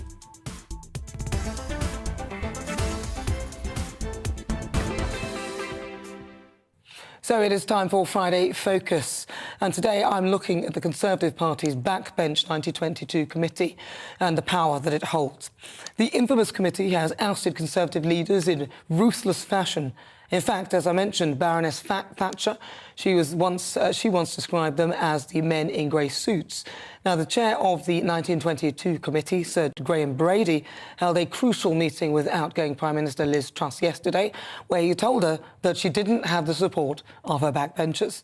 So on Friday Focus, I want to take a look at how powerful the 1922 committee really is. I'm joined by a lecturer in British politics at the University of Liverpool, Dr. David Jeffrey. OK, so David, in layman's terms, what is the 1922 committee? Some people hear it a lot, but they don't quite get what it does. What's it made up of? The 1922 committee is made up of backbench MPs, and you can think of it in a way as a trade union for Conservative MPs that puts the view of backbenchers to government ministers and aims to make sure that those MPs, if they have any disquiet or they feel anxious about the way the leadership's going, they have a voice to the Prime Minister. I see. So why is it that they seem to be so powerful? They're literally getting rid of leaders so effectively, and they're given the name, as Margaret Thatcher said, the men in grey suits. So historically, the Conservative Party didn't really have a mechanism for electing leaders. This is quite a modern phenomenon in the party's history. And it was the leader would be removed either by resigning themselves or being forced out by the 1922 committee when the time was up, when the time was for them to go. Now there's a much more formal process for getting rid of leaders. But what's worth noting is that, in theory, according to the rules, Liz Truss was immune from challenge for a year as a new leader. But obviously, politically, that wasn't tenable to let her continue in office for a year. So these men in grey suits, Sir Graham Brady, basically has the responsibility of going to the Prime Minister and saying, look, do the decent thing. Your time is up. Stand down quietly for the sake of the party. Interesting. The men in grey suits, they came for Liz Truss. Let's, in the studio with me now, stay right there, I've got Claire Pearsall, a Conservative councillor.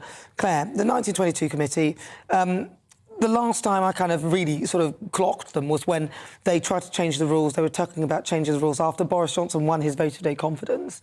They seem to be all-powerful. What is it? Why are they so powerful in that way? And how come they can effectively just change rules if they don't like the sound of them and they want to get rid of prime ministers? It's not necessarily the 1922 committee that has the power. Of course, they are the voice of all of the backbenchers. So if you have stream after stream of backbench MP coming in and saying, this is the problem, I'm not going to vote for XYZ piece of legislation because the leader is doing this. Once you have that momentum coming up, the executive committee of the 1922 has a responsibility to put that to the leadership of the day. And it has happened, you know, since 1923, actually, when it was formed. And it is the only mechanism that we have. So it's not necessarily the committee is all-powerful. These are the voices of the backbenchers who wouldn't normally have an avenue to do this. I see, because it does feel like that they, in this particular instance, so they set the rules for Boris, or for all the candidates. They said you need 100 votes to go through. A lot of people, some people see it as a way of speeding up the process. Others see it a way of deliberately excluding certain members of Parliament from actually taking part. I think the real reason behind this is that we can't have another protracted election process. The last one took 54 days. I think the country would really be unhappy if we took another 54 days to put somebody forward. So I understand why they've done this. You need to have a higher threshold so it stops us having 6, 7, 8, 9 candidates and endless rounds of voting. So you get down to the crux of the matter. You just shorten that process down. I think the membership of the party is beginning to feel very uncomfortable that they're going to be left out of the process by having it this short. They think that their voices are not going to be heard. Well, we've got the leadership contest now. They have set it up so that people, as you said, you can't get lots of fringe candidates sort of disrupting the process and then it taking forever. In your view, who would you like to see then as... You see, I've been so bad at predicting who's going to be the next Prime Minister. Don't take any bets off of me, but... I think Penny Mordaunt has put out a good stall previously. I think she's very sensible. I think she would do a very good job. So it just remains to be seen who actually puts their name forward. We've got until 2 p.m. on Monday to see these people and make sure they've got the backing of it. But I think Penny would do a very good job. And I hope that she gains the support of her colleagues. What about Boris Johnson? It's never going to be my choice. You and I have discussed this previously. He would never be my choice to come back in. I think it would be entirely the wrong move. I really do. Even more divisive than he was previously. You think? Well, let's bring David back in on this because I'm wondering what David's thoughts are on this. Because the 1922 committee, they've sort of set it up so that fewer candidates can take part in this whole sort of electoring process and stuff. But David, I'll put it straight to you. Who would you like to see sort of throwing the hat in the ring? I agree with Claire, I think. I don't think it should be Boris. I mean, the reason his government imploded was purely down to his own kind of personal failings. He's not suited to being Prime Minister. He's a great campaigner, and the 2019 manifesto was hugely popular. But the government collapsed because he wasn't able to be an effective Prime Minister, and he let ministers run riot. You know, the whole Pincher affair, the whole Partygate affair, and the whole Owen Paterson affair. Completely unforced errors. I've never been a fan of Rishi Sunak, so I think of the 3 candidates who seem likely to go forward, I think for me it'd have to be Penny as well. I think she did very well in the swearing in of the new King Charles III, and I think she will be a fresh start from the chaos of the Johnson Sunak melodrama that we have. Interesting stuff. Well, joining me also, let's bring in Conservative MP for Barrow and Furness, Simon Fell. Now, I think Simon is backing Rishi Sunak. So let's get Simon in. And Should we also get Bob Seeley? He's the Conservative MP for the Isle of Wight. Excellent. Right, so you're all there. I've got all of you there. Right, so I'm going to start. Should we start with Bob Seeley then, because you came in sort of last on this. The 1922 committee, they seem pretty powerful. They've, got rid of, they've obviously nudged others out of the picture. Now, potentially, we have two new candidates. Out of interest, who are you backing? I'm backing Penny. Good afternoon, Anna. Good afternoon to your viewers and listeners. I'm backing Penny because I think she's got the right set of personal qualities in her integrity, her likeability, her ability to relate to people, her great ministerial experience, 3 cabinet jobs, 9 ministerial posts across 8 departments. I'm backing Penny because I think she's head and shoulders the best person to unite the party and lead our nation. That's a very succinct answer as well, isn't it? Well, I'm going to have a quick chat with Simon as well then. Simon, he's the Conservative MP for Barrow-in-Furness. Simon, who are you backing? Afternoon, and thank you for having me on. So I'm supporting Rishi Sunak. I think he is the man for the times. He's got huge experience under his belt. He's shown that he can pivot and think on his feet, when it came to the furlough scheme and the early rollout of the energy policies. He's tested, and frankly, that's what we need in the top job at the moment. But do you not think there's a potential, because the 1922 is so powerful, I mean, that if it starts going wrong again, do you think, Claire, that there's any chance that they might, just say, for example, it's Penny, and it sort of goes a similar way to Liz Truss? Do you think the 1922 committee would dare to try and move her aside? I think it depends on the circumstances of should anything go wrong and what that is. I think the problem that we had with Liz Truss was largely over the fiscal statement that happened and then the sacking of the former Chancellor, Kwasi Kwarteng. I think there was a whole host of issues. It is a worry that this could happen again. We in the Conservative Party are very good at getting rid of our leaders. But I think that with a fresh start, I think all members will come together looking at the fact that there is a general election not that far away. We haven't got time to do this and the country deserves better. Well, I'm going to put this to you, David, that we have had 5 prime ministers over a very short period of time. And part of it is the fact that they're able to sort of circumnavigate certain rules. So instead of, for example, with Boris, you're supposed to at least have a year, same with Liz Truss. Is it time that there was some ruling that did not allow political parties to keep doing this with their leaders and would force their hand into a general election if they did this? Well, I'd be very alien to the way we've historically done things. One of the good things about being able to remove leaders is that you don't need to have constant general elections. Parties can come together and say, well, we don't have confidence in this person to lead us now. Let's bring someone else in. And that's historically been quite a common way of getting new prime ministers. It's actually quite rare for someone, or relatively rare, for someone to come in on the back of a general election. But many of our great leaders, including, say, Harold Macmillan, a One Nation kind of hero of the Conservative Party, came in off the back of a previous prime minister stepping down and managed to do quite transformative things around especially house building, which might be a lesson for any new prime minister coming in at the moment. So I don't think we really need that. What we need is actually the Conservative Party to MPs specifically to stop being so febrile and rebellious against the leaders and kind of come together now, because we've had a very tense period after the Brexit vote with massive fighting within the parliamentary party, and at some point that's got to stop, because we need them to grow up. We need them to grow up and just start behaving properly instead of all of this. I'm going to ask Bob. Bob, you said that you're going for Penny Mordaunt. Why not Johnson or Rishi? What's up with those two? I'm not going to speak in terms of negatives about any of the candidates, and I really wish my colleagues would remember Ronald Reagan's first rule of Conservative politics, which is Conservatives shouldn't speak ill of other Conservatives. So look, Boris is an amazing character, great campaigner. Rishi was a good, strong Chancellor, and I wish them both well. But my positive reasons for voting for Penny is that she's a unifying force, and we've heard too many binary choices. So this summer we were given the choice of all change or no change, and now we're being given the choice of the Boris candidate or the not Boris candidate. This is the wrong way of looking at things, and what we need to do is come together with a unity candidate who can bring all sides together, who's a Brexiteer, who's got great ministerial experience, great personal qualities, and head and shoulders above them is Penny. That is to show no disrespect to Rishi or Boris, and I think Simon and I would both agree that what we need above all is to unite behind whoever wins, because we cannot keep being disunited.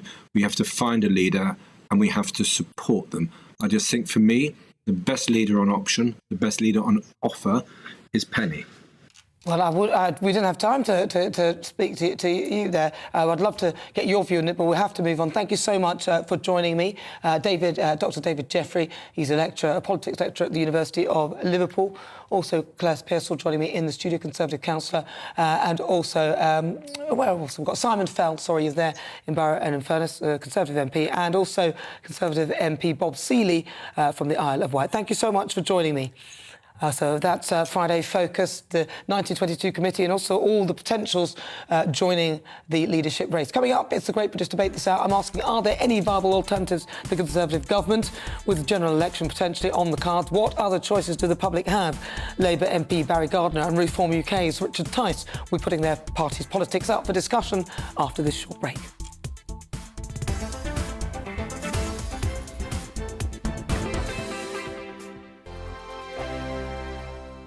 Weekday afternoons on GB News, we've got the whole of the UK covered. From 12 to 3, it's GB News Day with me, Mark Longhurst. And me, Gloria Di Piero. You'll get the very latest on everything that's been going on across our great nation. And from 3 till 6, watch out for GB News Live with me, Patrick Christys. I'm not here to mess around with all the biggest topics and guests. You will always be up to date. GB News Day and GB News Live from 12 p.m. Only on GB News. The People's Channel, Britain's news channel.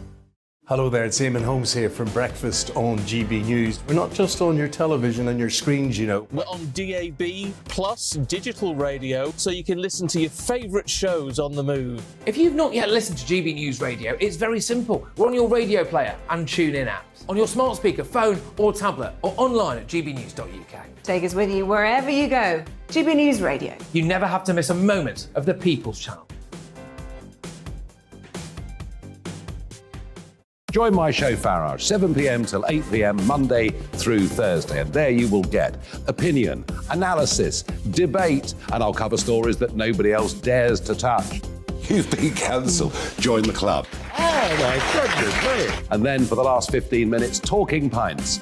We're over a drink. We have a civilised conversation with someone. We very often disagree, but we do it in a grown-up way. Come and join me on Farah. Hello, I'm Simon Evans. Join me on GB News for Headliners at 11 p.m, where I'll be joined by two of the country's top comedians as we take a look at tomorrow's newspapers tonight. If it's a big story, we'll be covering it, I guarantee, but we'll also have some fun along the way. That's GB News Headliners at 11 p.m. We won't put you to sleep, unlike some of the other paper review shows out there.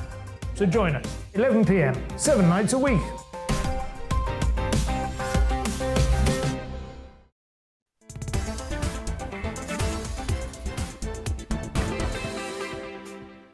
Good afternoon. It's fast approaching 23 minutes after 5 o'clock. This is GB News on TV, online and on digital radio. I'm Nana Akua. Now it's time for our Great British Debate this hour, and I'm asking, are there any viable alternatives to the Tory party? Now, with the Conservatives literally eating themselves from the inside out and in complete disarray, they're tearing themselves apart following what will be, their fifth Prime Minister in just 6 years? I mean, seriously. So what's next? Well, some people believe that their time is actually up. GB News polling has suggested that the Labour Party has 53% support, whilst the Conservatives are polling on a record low of 14%. Now, smaller parties also appear to be gaining traction, with Reform UK gaining in the polls, appealing to many, many unhappy Conservative voters who may be looking to switch at the next general election. So is it time for change? Is it time for another party or a different party to literally take the reins? Should the public be looking at other political parties to turn around the economic challenges that we're facing as a country? So for the Great British Debate this hour, I'm asking, are there any viable alternatives? Well, joining me now in the studio is the leader of Reform UK, Richard Tice. Richard, thank you very much for joining me. Great pleasure. Good afternoon. Well, there's clearly viable alternatives. In fact, frankly, anybody would be better than what's gone on. It's quite something, with all due respect to our Italian friends and partners, when we've had as many prime ministers as Italy has in the last 6 years. Utter chaos. And they're all Conservative prime ministers. Look, the Conservative Party is rotting from the core, and there are viable alternatives because people want strong, stable leadership with a clear vision. And that's what we've got. And every other party says the same. Labour will say the same, of course. But what we really need is proportional representation. And the amusing thing about this latest polling shows that now, unless we have proportional representation, the Tories could be almost wiped out. Well, the thing is, though, a lot of people say that it's the people who are out of power that want proportional representation. When they get in power, they want it to be just as it is. No, but there's a big shift, actually, because historically the two main parties didn't want proportional representation. But now, the Labour Party at conference, they voted for it. And I think many senior figures in the Labour Party recognise that actually that's a fairer way. And here's the most compelling reason for it is, if you look at countries that have PR, the average turnout is about 10% higher than in the UK. That's another 3 million people who would be engaged in the democratic process, who believe their vote is worth something. And I think that's really powerful and strong and important. You know, sometimes people use this term and a lot of people might not understand what it means. So can you give a sort of simple layman's term as to what... Yeah, it's very simplistically, if you get 10% of the votes, the total votes cast in a country, then you will end up with 10% of the seats in the House of Commons. Whereas at the moment, under the current system, and it's happened before, you can get 10 or 15% of the votes and 0 or 1% of the seats. And that's just patently unfair. Well, it's a bit like UKIP, wasn't it? They got, was it 4 million votes? In 2015, they got 4 million votes and I think just one seat. Yeah. Patently unfair. So that was about 12 or 13%, I think. And people can see that that's just unfair. And so what happens, and I hear it on the doorstep all the time, people say to me, Richard, I like your policies, I'd love to vote for you, but it's a wasted vote, so sorry. Well, that's the thing. It does feel a wasted vote. So if people... Now, the Conservative Party are literally annihilating themselves. What we're left is with the Labour Party, who have apparently got 54% of a share of a vote, and then other sort of parties in the peripherals. What would your party do to make sure that you gained more traction? Because otherwise, it'll be a lost... Well, the most important thing is that we'll be standing everywhere. So I've pledged that. I've literally got 500 candidates ready to go as we speak, ready for a potential election either side of Christmas. And that's what I think should happen. And I think, frankly, everybody wants that except the rotting Tory party that realises it faces annihilation. But the crucial thing is it's so bad for our country. People are steaming mad. Well, we are very angry, actually, most people, especially even Conservative supporters, because it doesn't feel like there's anything to vote for. But I'm also joined now by the Labour MP for Brent North, Barry Gardiner. Barry, thank you very much for joining me. Barry, do you believe that you are a party in waiting, so you are a government in waiting? I think the more important thing is that the public are waiting. We're very conscious in the Labour Party that there could be 2 years before a general election. And the public are now waiting to see what response those Conservative MPs are going to make to the real problems, the economic problems, the problems of paying their rent, feeding their children, knowing in some cases what's happening with their jobs, what's going to happen.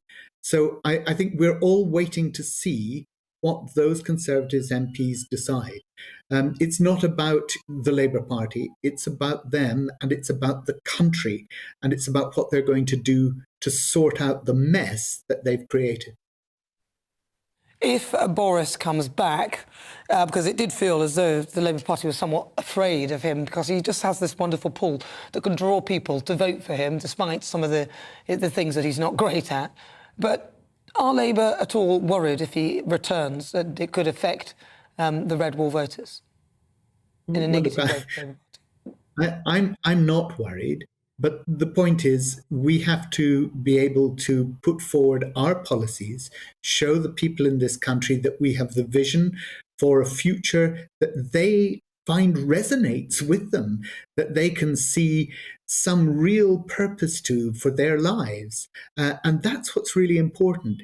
It's the ability to show people in this country that Labour has a better way forward, that we will be taking care of their security, that we will be taking care of their needs. Because at the moment, they feel that the government at present is simply taking care of itself and trying to cling to office. Well, you said they've got a better way of life. We'll bring Richard Tice back in. But you said they've got a better way of policies. Can you just give me Labour's top policy then? And we'll bring Richard Tice in on this conversation as well, Barry. Sure. Look, one of the things I think we're most excited about is looking back to what we did in terms of early years, looking to making sure that children in this country, the Sure Start centres that we put in place are brought back so that parents have that support for the early years of their children, that there is that support, sometimes that would enable, with childcare, to enable mothers to get out back into the workplace as quickly as possible to cope with some of the financial pressures that they're facing. And I think those are the things that people say that would make a difference to my family, to my future. Well, Richard, you've heard this is one of the Labour's top policies. What, in terms of your party, a lot of people may not have heard much about reform. What are their sort of leading policies? So the key thing is actually that we've got to grow our way out of this crisis. Growth, growth, growth. In fact, it was the only sensible thing that we heard from Liz Truss, in truth. And you grow your way out of a crisis by cutting unnecessary, burdensome regulations, by cutting taxes for the least well off, the lowest paid, the small businesses, to incentivise people back into work. You don't cut taxes for the richest. That was the appalling thing about the Conservative budget. That's how you create some growth.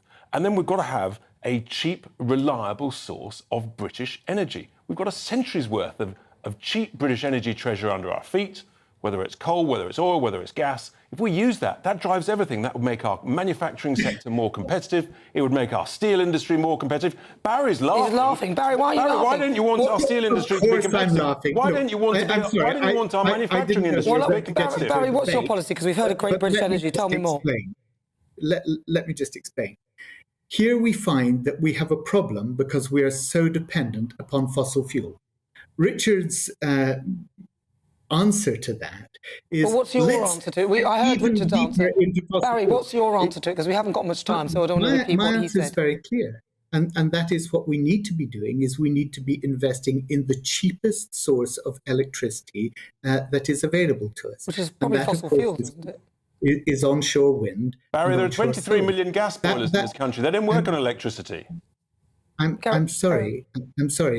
Conversion away from fossil fuels is exactly where we have to be, and that is actually the way in which we're going to create hundreds of thousands of new jobs in this country. Now, Richard said that the way to get growth was to do tax cuts. No, the way to get growth is actually to provide the skills that at the moment we have a huge skill shortage. We have a labour shortage in this country of the people that bosses that I'm speaking to are crying out for that labour force. It's not there. And what we need are the people that are able to provide that boost to our economy and have those skills. So it's about training. It's about apprenticeships. Where will we get the money for this, briefly?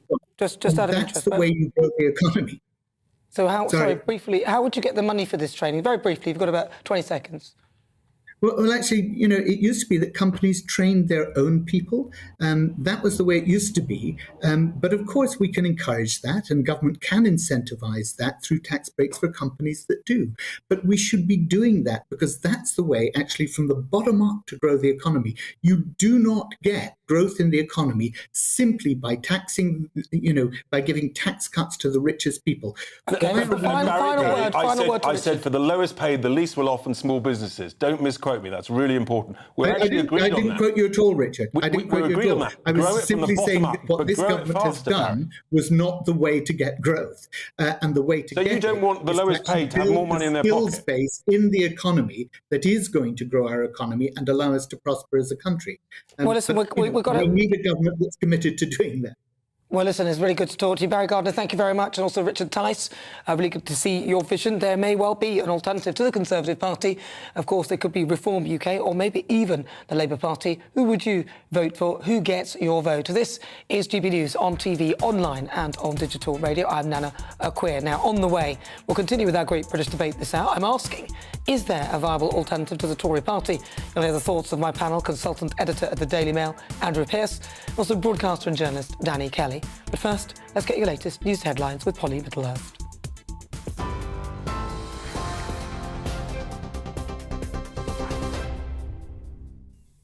Nana, thank you. The top stories this hour. Penny Mordaunt says she's running to replace Liz Truss as the Conservative Party leader and new Prime Minister.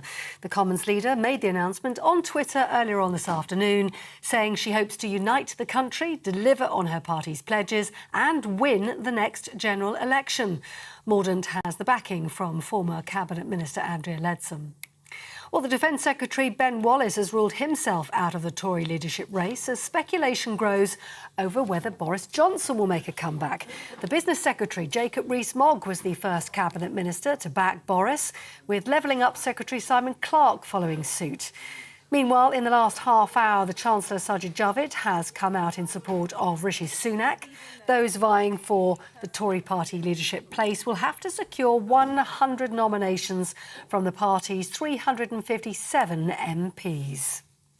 Meanwhile, the MP Christian Matheson has resigned from the Labour Party following allegations of serious sexual misconduct.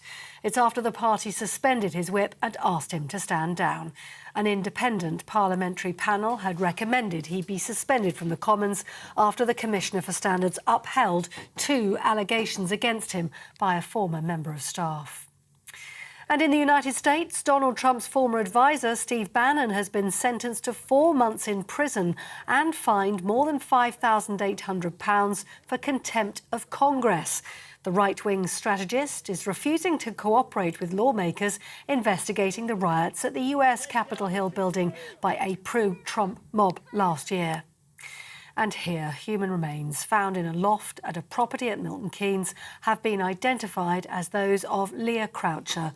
The 19-year-old disappeared while walking to work in February 2019. Murder suspect Neil Maxwell, who was a wanted sex offender, took his own life 2 months after the teenager disappeared.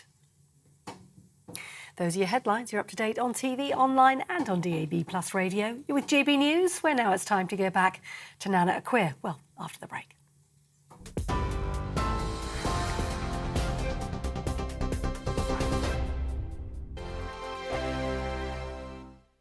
Weekday afternoons on GB News, we've got the whole of the UK covered. From 12 to 3, it's GB News Day with me, Mark Longhurst. And me, Gloria Di Piero. You'll get the very latest on everything that's been going on across our great nation. And from 3 till 6, watch out for GB News Live with me, Patrick Christys. I'm not here to mess around with all the biggest topics and guests. You will always be up to date. GB News Day and GB News Live from 12 p.m. Only on GB News. The People's Channel, Britain's news channel.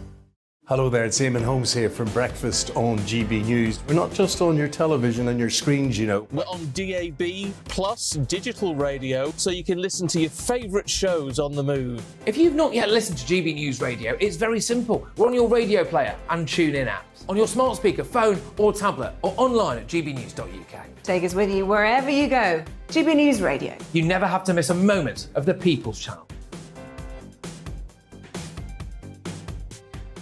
Join my show, Farah, 7 p.m. till 8 p.m. Monday through Thursday. And there you will get opinion, analysis, debate, and I'll cover stories that nobody else dares to touch. You've been cancelled. Join the club. Oh, my goodness me. And then for the last 15 minutes, talking pints. We're over a drink. We have a civilised conversation with someone. We very often disagree, but we do it in a grown-up way. Come and join me on Farah. Hello, I'm Simon Evans. Join me on GB News for Headliners at 11 p.m, where I'll be joined by 2 of the country's top comedians as we take a look at tomorrow's newspapers tonight. If it's a big story, we'll be covering it, I guarantee, but we'll also have some fun along the way. That's GB News Headliners at 11 p.m. We won't put you to sleep, unlike some of the other paper review shows out there. So join us, 11 p.m, 7 nights a week.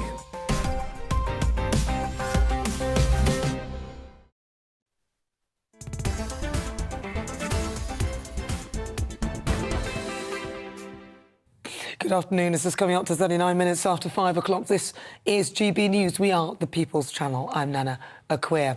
Right, let's return to our Great British Debate this hour. I'm asking, are there any viable alternatives to the Conservative Party, with the Tories in complete disarray and tearing themselves apart following what will be Prime Minister number 5 in just 6 years? Some people believe that their time is up. GB News People's poll suggests that the Labour Party are supported by 53%, whilst the Conservatives are polling on a record low at just 14%. And similar parties also appear to be gaining traction, appealing to many unhappy Conservative voters who may be looking to switch at the next general election. So for the Great British Debate this hour, I'm asking, are there any viable alternatives to the Tory party? Let's see what my panel make of that. I'm joined by consultant editor at the Daily Mail, Andrew Pearce, also broadcaster and journalist Danny Kelly. So, Andrew, obviously you're on your handle as Tory boy Pearce, so you're not going to say not the Tory party, but they are imploding. And even, I mean, I voted for them last time, but I'm not particularly partisan. I just see who's got the best policies. I'm ready to look somewhere else. It's desperate. And you do wonder if you get to a point in a political party's life where they've run out of steam, they're tired, they've been in power for 12 years. How many leaders are we going to... Is this going to be the 5th one? Hang on, Cameron? Yeah. I mean, oh my God. In 6 years. And we finally thought we got a proper Tory leader in Liz Truss, but she blew it. She wasn't up to it, sadly.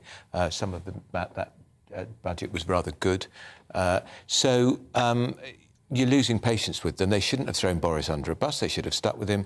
But as an alternative, no to Labour. That's why I'm going to stick with the Tories, because I do not want Keir Starmer, who endorsed Jeremy Corbyn's leadership at the 2017 election and the 2019 election, stayed in his shadow cabinet when others left it, resigned over it, couldn't support him because he was a Marxist. We can't have Starmer, which is why I'm going to stick with the Tories.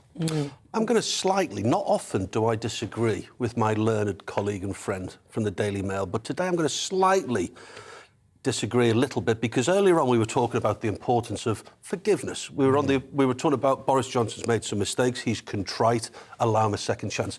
We can apply the same rationale maybe to Keir Starmer in the fact that I think he's learned from his lessons. He's ditched the hard left element, potentially.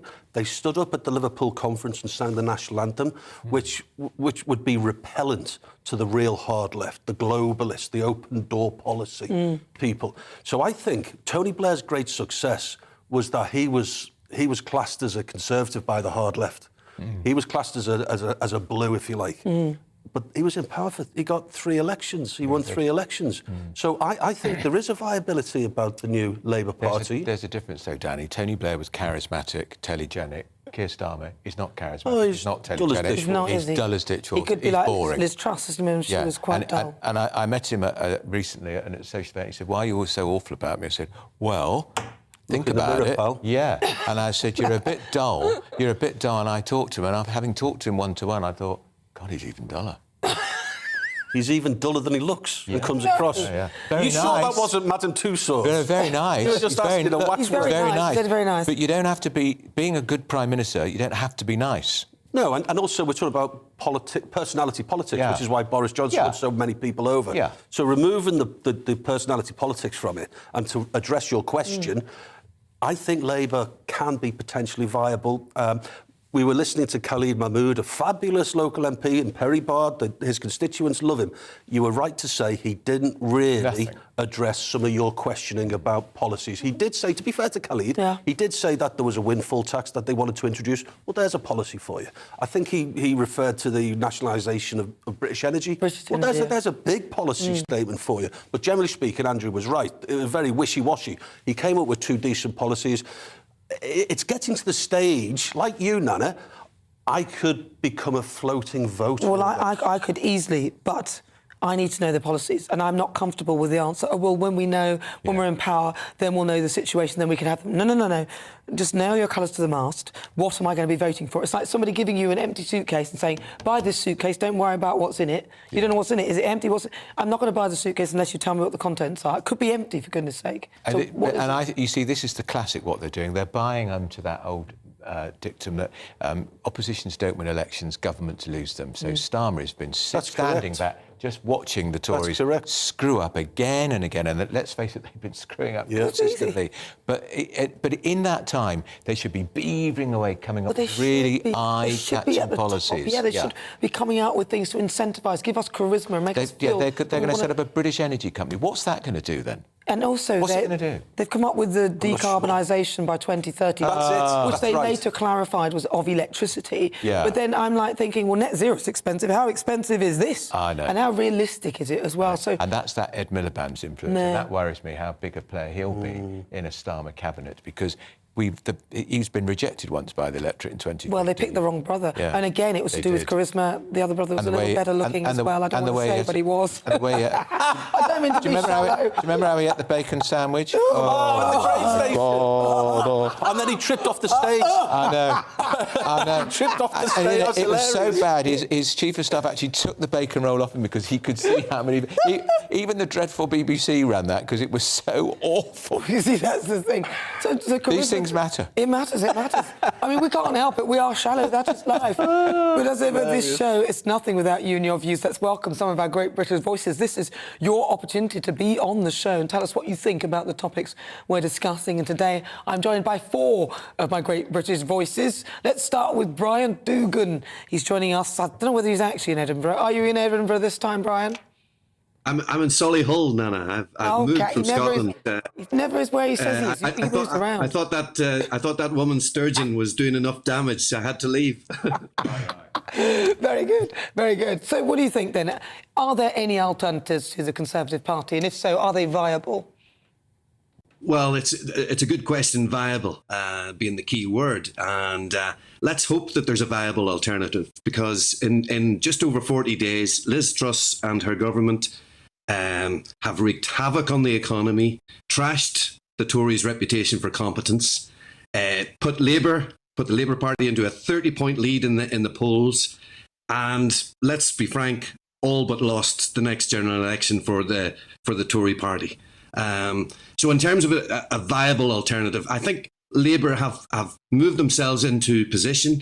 I agree with Andrew and Danny in terms of they could do with Keir Starmer showing a lot more charisma. But I think a YouGov poll, Nana, out today, in fact, shows that in a matchup between Boris Johnson and Keir Starmer, for example, the people who responded said they preferred Starmer by 48% and Johnson by 35%. So I think that's indicative that perhaps finally Labour are showing they are viable as an alternative government. Maybe. Right, let's go to Julie. Thank you very much for that, Brian. What about Julie? Julie, they're in Bridlington. Julie, you've got about 30 seconds, Julie. What's your view? Is there a viable alternative? In a nutshell, no. Labour been out of power for 11 years now. He's not a viable alternative. He was a prosecutor and he still thinks it's his job to nitpick and attack the opposition rather on focus on what they're doing wrong rather than what he'd be doing right. And his big guns, his female big guns, Nandi and Rayna, they actually support a party who trashed a women's rights group, Women's Place UK. So, the whole party corrupt. If Farage comes back up and carries on building his momentum and his credibility like he was just before Brexit, I think we might have one. But the Tories have no chance unless they bring Boris back, and they know that. Bring back Boris, that's what she's saying. Miranda Richardson, not the Miranda Richardson, but a different one. You're there in Northamptonshire. Miranda, your view. You've got 30 seconds, Nana, Miranda. how are you? Good, thank you. Do you know what? You need to go with whatever party prioritises your interests, to be honest. There aren't any, I'm much like you. You look at the policies, you see what's there, and that's what you've got to go for. It isn't so much anymore about being who's more left or right wing. It's got to be what works better for you and what works better for your families. And I think at the minute, there just isn't any of that. It's going to be a really tough struggle. They need to put it back, and thinking about the nation and the public. Right, thank you very much for that, Miranda. Dan, Brian, you've now only got 20 seconds because the others talk too long. Go for it, Dan. What do you think? What's viable? Well, after hearing from Barry Gardner, he's now just proved beyond reasonable doubt that Labour haven't got a clue when it comes to growth, because raising taxes on businesses does nothing but kill them off. I mean, the VAT on small businesses is just, it's an aspiration tax. You get so successful and so far, and then you tip over into the VAT category and they want 20% of your turnover. and 20% of your profits and all the tax you pay on your employees. It's ridiculous. We need to lower the taxes to give small businesses breathing room. And Barry's just ruled Labour out, in my opinion. So no real viable alternatives at all. Thank you so much, my great British voices, Brian in Edinburgh, Julie in Bredington, Miranda in Northamptonshire and Dan in Beverley. Lovely to talk to you all. Right, well, we're moving on to this story. It's hitting the headlines all the time. Eco-activists have complained about being left glued to the ground at a Volkswagen museum in Germany without heating or being able to use the toilet after staff went home at the end of the day. Now, the group of 9 from the Scientist Rebellion group stuck themselves to a pavilion of Porsche cars to demand the German government impose maximum speed limits. What did they expect? And surely they want to keep the lights on. Not sure what that's all. But anyway, meanwhile, back in the UK, and the eco group Just Stop Oil caused major disruption on Tuesday when 2 activists climbed the Queen Elizabeth Bridge where the M25 motorway crosses the River Thames in Kent, stopping motor traffic and causing tailbacks. Now, this comes after the group said it intends to ignore proposed legislation, the Public Order Bill, which is currently before the Lords, that will curtail their antics. So joining me now in the studio is Sam Johnson, who is the spokesperson for Just Stop Oil. Sam, thank you very much for coming in. Cheers, thank you very much for having me. A lot to talk about. So come on then, Just Stop Oil. A lot of people kind of agree with the mode that you're going for. We do want to reduce our emissions and try and improve the climate. We are heading that way. So in a nutshell, what is the point of Just Stop Oil? The thing is, we're not heading that way. Well, we are. The UK government is issuing over 100 new oil licences. It's going in the complete opposite direction. Our demand is that the UK government halts all new future oil licences. So, but what we're facing now is a cost of living crisis. So, they're connected. They're two sides of the same coin. OK, but in the middle, we're facing a cost of living crisis. And whilst, you know, people feel that your aim is laudable, and a lot of people will feel that we want the planet to exist and so on and so forth, the bottom line is that people can't afford it right now. And I mean, the cost of living. The new oil licences, these oil licences would be 10, 15, 25 years in the future. But that's enabling the cost of fuel to remain at a good price that people can afford. No, it won't. It's a drop in the ocean. It won't happen. You can do renewable energy is 9 times cheaper. So we're talking about having bills that are £3,600 or bills that are £400. But you know that's the difference. But renewable energy at the moment is being subsidised, OK? So at the moment, it's quite cheap. Oil is being subsidised by £236 million a week. The subsidies were cut in like 2016 for a lot of renewables. And it's come out this week that if we would have kept with the renewables. But we haven't. We didn't. We would have saved £5 billion and we'd be less demanding. We wouldn't need 13% of our import from foreign energy. The only way the UK is going to get like security, energy security and cheap energy is if we issue renewables. OK, but what we're doing here is arguing about how it will be done. But we all agree that we want more renewable energy. That is an agreed thing. So what's the point of gluing yourself or climbing up things to try and push that point ahead when most people would agree with the premise of it, but we realise it's going to take time for us to do that. And in the interim, we will need to use the oil and resources that we currently have. Well, we are saying we have 8 years' worth of licences. We have 8 years of licence to use. We need to make a transition, but we need to make a transition now. People dreamt but you're saying now, but you can't just do it now because we need to do it gradually within a time limit that is affordable for the oil. We have 8 years, so that's why we make the transition now. The oil licence they're doing now won't come into place for 25 years, some of them. That's like a generation. They're not needed. Well, let me bring my panel in, because I've got Andrew Pearce with me and also Danny Kelly. Andrew, I'm going to start with you. I mean, he's talking about renewable licences and all the thing, and I'm literally saying that there's no point in what they're doing, because most people kind of agree with the aim, but it's the way you're going about it that they're having a problem with. It's noble aspirations, but my worry is that actually you turn public opinion against you because you're stopping people getting about their ordinary work.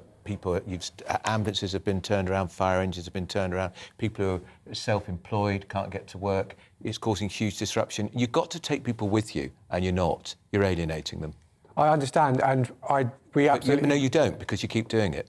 No, we feel we have no choice. We absolutely hate disrupting people. No, you don't. We do. That's why you do it. No, we do. That's why you do it. You do it specifically to disrupt people. That's why you do it. It's the only thing that works. We come to the end of the line. Well, it doesn't work, though, does it? Because as I said, I find the aim laudable. I would actually go along with you. But if you stop me, and I had to say, like that man who had his wife in the car and she was very ill and needed to get to hospital, and the people on the road, I don't know whether I'd be able to not drive over you, and I wouldn't want to.